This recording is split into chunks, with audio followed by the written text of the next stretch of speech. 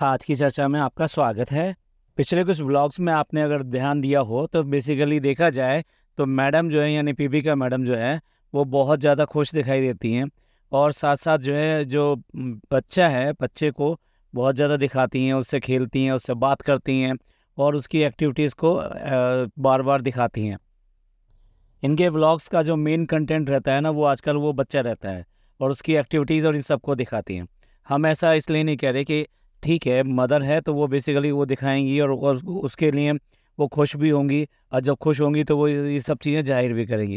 लेकिन देखने वाली बात ये है कि जिस तरह से बहुत सारे कमेंट्स आ रहे थे और ये दिखाई दे रहा था कि शायद कुछ एबनॉर्मेलिटी तो नहीं है और साथ साथ जो है इससे पहले वाला भी जो इनका बच्चा था उसके साथ में आपने सुना ही होगा जो भी ये बात चलती रहती है कि वो हेल्थ इश्यूज़ के लिए बहुत बार बात हुई है। लेकिन अब देखने वाली बात ये है कि तब तब और अब में क्या अंतर है। ये बेसिकली सेकंड बेबी है। अब ये वाला जो बेबी है ये अब देखा जाए तो बहुत अच्छी तरह से रिस्पॉन्ड करता है और आवाज़ पर और बात पर, और दूसरी बात ये कि खेलता भी है। तो इसलिए जो है उनका जो ये जो डाउट्स थे डेफिनेटली हर मदर और फादर के पेरेंट्स के लिए रहता है ये कि हमारा बच्चा किस तरह से है, किस तरह बिहेव करता है, किस तरह से एक्ट करता है। और जिनके साथ में पहले से कुछ ऐसी बात हो तो उनको ये बात रहती ही रहती है। तो देखा जाए तो अब जब वो बच्चा प्रॉपरली रिस्पॉन्ड कर रहा है और रिस्पॉन्ड करने के साथ साथ वो जो हंसता है, खेलता है, आवाज़ पे भी रिस्पॉन्ड करता है, तो इसलिए जो है इनको बहुत ज़्यादा इस बात की खुशी है कि हाँ ये सब चीज़ें नॉर्मल हैं। तो चलिए ये चिंता तो इनकी और इनके व्यूअर्स की दूर हो गई कि ठीक है एक नॉर्मल बच्चा ही है ये। अपने नए व्लॉग में एक पेड प्रमोशन वो करती हुई दिखाई देती हैं जो बेसिकली एक हेल्थ वॉच का है जो कि प्रॉपर तरीके से हेल्थ को मॉनिटर करती है और साथ साथ अगर कुछ हो जाता है या कोई भी हेल्प की ज़रूरत है तो उसका मैकेनिज़्म जो इस टाइप का है कि वो हेल्प के लिए आपको फ़ोटोग्राफ्स और मैसेज ये सब भी कर सकती है, यानी कि इंटरनेट एनेबल है वो मैं वॉच। तो इस तरह का एक जो एडवर्टाइजमेंट कर रही हैं वो कि भई ये ओल्ड एज के जो लोग हैं ये उनके लिए हैं। भई आप ओल्ड एज के लोगों के लिए ये वॉच प्रमोट कर रही हैं कि भई ये वॉच होनी चाहिए और मेरी तरफ से बहुत रिकमेंडेड है, अच्छी वॉच है उनके लिए देखभाल के लिए ठीक है। जनाब जो है ये कहते हैं कि भई मैं पापा को अकेला नहीं छोड़ सकता, हेल्थ इश्यूज़ हैं, मैं उनको किसी भी तरीके से मतलब इस तरह से नहीं छोड़ सकता, अगर मैं साथ हूँ तो बात दूसरी है। वो बात दूसरी है कि इससे पहले भी जब शादी हुई थी तब शादी के टाइम पे भी पापा जो है अकेले चले गए थे, यानी कि मैडम उनको लेकर गई थी, बाई प्लेन लेकर गई थी, तब भी उनकी तबीयत ख़राब थी और आज की डेट में देखा जाए तो उससे कहीं बेटर है उनकी तबीयत। तब भी जनाब का सीरियल चल रहा था। अब देखिए ये कॉन्शसनेस की अलग अलग स्टेजेस हैं।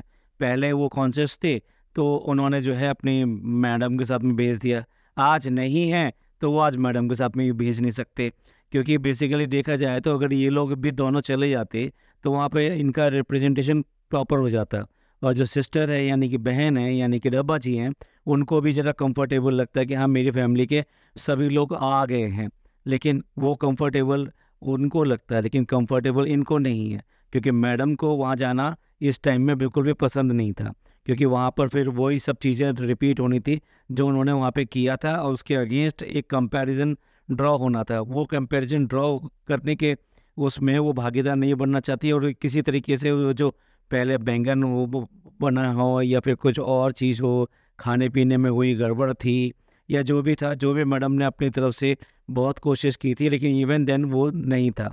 तो अगर देखा जाए तो इसलिए उन्होंने ये क्विट करना ज़्यादा बेटर समझा कि हम किसी भी बहाने इसको क्विट करते हैं, तो वो क्विट करने के लिए नहीं गई। चलिए आते हैं अपनी असली बात पर जिसकी हम बात कर रहे थे। हम बात कर रहे थे हेल्थ इश्यूज़ की। तो एक पापा का हेल्थ इशू हो गया, एक इनका हेल्थ इशू हो गया कि भाई जो ओल्ड एजेस वाले हैं उनके लिए क्या होना चाहिए। पर क्या मैडम को ऐसी वॉच भी आती है जो रिश्तों को भी संभाल के रख सकती हो, उसको भी पैमाना रख सकती हो, अगर वो कहीं बिगड़ रहे हो तो उनकी भी इंटीमेशन दे सके, इन्फॉर्मेशन दे सके, शेयर कर सके, जिससे वक्त रहते हुए उस रिश्तों को सुधारा जा सके। मैडम ऐसी वही वॉच आती है तो सबसे पहले आप अपने लिए रखना, क्योंकि आपने इस बीच में इतने सारे रिश्ते बिगाड़े हैं कि लगता है कि जैसे आपको इसकी आदत सी पड़ गई है और लगता है कि अब तो ये आदत होने की वजह से आपको अफसोस भी नहीं होता कि वो कहाँ थे, कहाँ नहीं थे। बहुत सारी फ़िल्म इंडस्ट्रीज़ की पार्टीज़ होती हैं, उन पार्टीज़ में जो अभी काम कर रहे हैं वो भी जाते हैं, इसके अलावा जो पुराने लोग जो होते हैं, जो उनके हीरो हीरोइन ये सब जो होते हैं वो भी जाते हैं। पर आपको ना तो किसी पार्टीज़ में बुलाया जाता है और ना ही जो है आप वहाँ जाते हैं। देखिए, आप ये कहते हैं कि आपने हमने एक बार इंटरव्यू में सुना था कि हम वहाँ जाते हैं तो वहाँ पर जो अल्कोहलिक और ये सब जो होता है ये सब ठीक नहीं है, तो हम लोग इसलिए नहीं जाते। मैडम एक्चुअली क्या है कि ये पार्टीज़ जो होती है ना, ये खाली इसके लिए नहीं होती हैं, ये होती है अपने रिलेशनशिप बिल्डअप करने के लिए भी होती हैं। और अगर ये कहा जाए तो नेटवर्किंग, यानी कि नेटवर्किंग करने के लिए भी होती है, यानी कि जब आप पर्सन टू पर्सन आप सबको जानते हैं तो आपको काम मिलने में आसानी होती है और लोग समझते हैं कि कौन क्या कर रहा है। अब जैसे जनाब के लिए आपने बड़े जोड़ तोड़ करके ये जो अरेंजमेंट किया झलक का वो किया, लेकिन अगर ये सब करना था तो पता नहीं क्यों आपका ध्यान इन सब चीज़ों की तरफ क्यों है। देखा जाए तो आप तो आर्टिस्ट हैं, तो आर्टिस्ट को तो क्या चाहिए कि वहाँ एक्टिंग चाहिए, सीरियल चाहिए, फिल्म चाहिए, ये सब चीज़ चाहिए।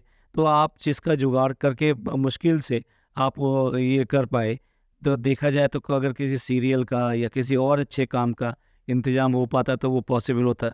पर वो कैसे होगा? आप नेटवर्किंग और इस सब को तो बहुत बुरा समझते हैं। आप समझते हैं कि जितनी पार्टीज़ होती हैं वो सिर्फ़ इसके लिए ही होती हैं।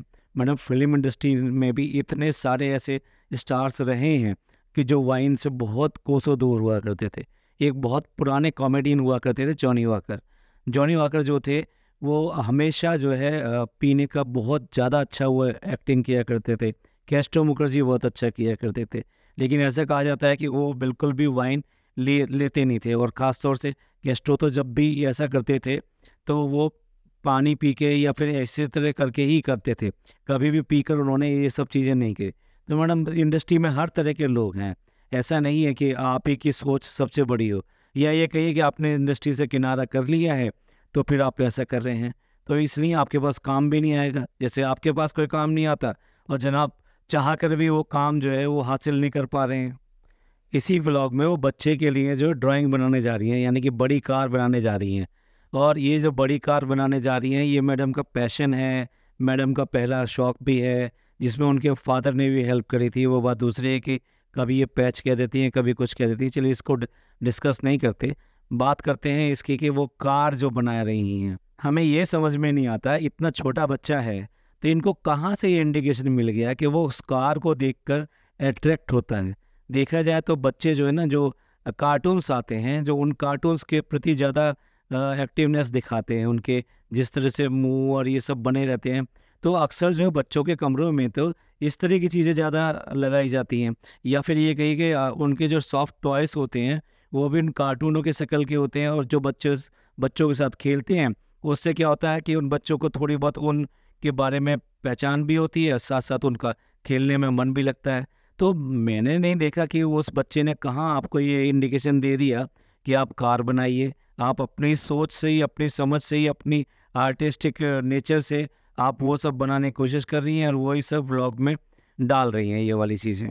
वैसे भी आजकल बहुत ही सस्ते में, बहुत ही चीप उसमें आपको प्रिंट मिल जाते हैं। आपको गाड़ी का प्रिंट चाहिए या जिसका भी प्रिंट चाहिए वो बड़ी आसानी से मिल जाते हैं। बड़े बड़े पोस्टर्स भी अवेलेबल हैं कार्स वगैरह के, और आप आसानी से उनको लगा सकते हैं। आपको इतना सब जो है डिज़ाइनर बनने की उसमें कोई ज़रूरत नहीं है। और फिर दूसरा, हर कोई डिज़ाइनर होता भी नहीं है। जैसे कि आपने अपने घर में वो जो लगवाया है खुश रहिए प्यार बांटिए, आप चाहते तो ये भी तो पेंटिंग से आप ये बना के कर सकते थे, पर नहीं, ये आपने बाहर से बनवाया, क्योंकि प्रोफेशनली जो बनकर आया है वो आप घर में इतना अच्छा क्रिएट नहीं कर सकते थे। और कार के बीच में ही वो जो दिखा रही हैं कि वो किस तरह से जो उनके बचपन के फ़ोटो थे वो सारे सारे दिखा रहे हैं। और किसको दिखा रही हैं? उस बच्चे को दिखा रहे हैं जो अभी 4 महीने का है, और वो बिल्कुल भी उसकी तरफ अटेंशन नहीं दे रहा, ना ही उसको देखने की कोशिश कर रहा। साफ मना कर दिया उसने, मेरा कोई इंटरेस्ट नहीं है, फिर भी आप उसको दिखाए जा रहे हैं। और अब इसके बाद में दिखाई देते हैं जनाब जो कि सोकर उठे हैं। अब उनके लिए नाश्ता आया है, यानी कि पोहा आया है, बहुत ज़्यादा हेल्दी वाला। लेकिन वो जनाब जिस तरह से वो उठे हैं और उसके बाद में उनके बालों का जो अब इतना ज़्यादा स्टाइल हो चुका है कि बहुत लंबे हो चुके हैं, मतलब एक लुक लगता ही नहीं कि, मतलब अलग ही लुक लगता है। ये लुक कोई अच्छा लुक नहीं लग रहा है बिल्कुल भी, ना ही जो हेयर कलर इन्होंने नया डाला है वो अच्छा लग रहा है। और उठते ही सबसे पहले क्या पूछते हैं, मैं कैसा लग रहा हूँ? मतलब कोई ऐसे कभी कोई कहता होगा कि भाई सोने के बाद में उठे हैं और उठने के बाद में ये कहता हूँ मैं कैसा लग रहा हूँ? पता नहीं किस तरह का, मतलब ये अपने आप में ही बहुत ज़्यादा समझने लगते हैं क्या है ये। चलिए एंड करते हैं इस पॉडकास्ट का। ये पॉडकास्ट आपको पसंद आया हो तो प्लीज़ लाइक कीजिए, सब्सक्राइब कीजिए और शेयर कीजिए। अपने लोगों का ख्याल रखिए और खुश रहिए। खुदा हाफिज़।